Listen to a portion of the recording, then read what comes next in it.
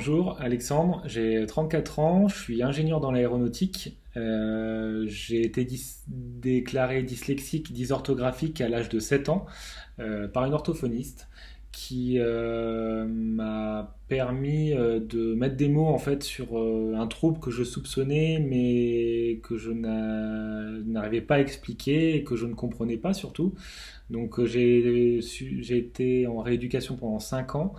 Donc ça m'a permis d'appréhender le trouble et surtout de m'appuyer sur mes points forts.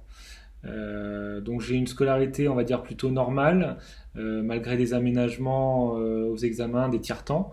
J'ai obtenu mon brevet des collèges et ensuite je suis parti en filière professionnelle pour avoir un lien avec le monde de l'entreprise, tout en gardant un contact avec l'école pour obtenir les diplômes et en fait monter en compétences dans des domaines techniques qui me passionnaient et dans lesquels j'avais toute ma légitimité. Ensuite, j'ai obtenu une licence en dessinateur industriel et ensuite, je suis parti en école d'ingénieur parce qu'il y a une école d'ingénieur qui a bien voulu me suivre malgré mon trouble et qui m'a accompagné. Et j'ai obtenu ce diplôme malgré certaines difficultés, par exemple pour obtenir le TOEIC, où il a fallu beaucoup bachoter et, euh, et beaucoup faire du travail, des cours du soir pour au final obtenir cet examen d'anglais.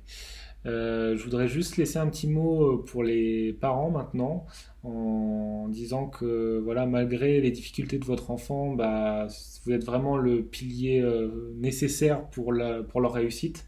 Donc ne lâchez rien et faites-vous entourer des bonnes personnes qui peuvent vous accompagner et vous aider dans les difficultés de votre enfant. Et pour les enfants, je pense que voilà, ce qu'il faut vraiment, c'est identifier vos points forts et, euh, et surtout, vous avez énormément de qualités. Mettez-les en avant. Et c'est pas le petit caillou dans la chaussure lié à votre trouble 10 qui va vous empêcher d'avancer et d'aller de l'avant. Voilà, bon courage et croyez en vous.